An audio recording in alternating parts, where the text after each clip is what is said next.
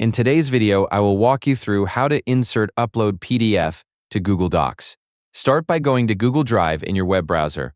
Once you're inside Google Drive, click the New button on the left side of the screen. From the drop-down menu, select File Upload. A window will open where you can browse the files on your computer.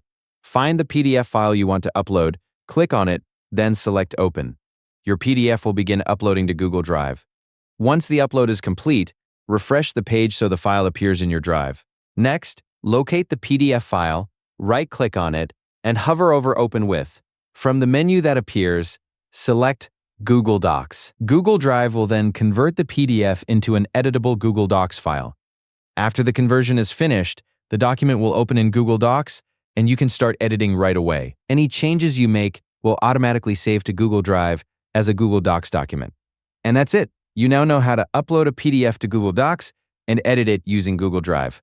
Thanks for watching, and I'll see you in the next tutorial.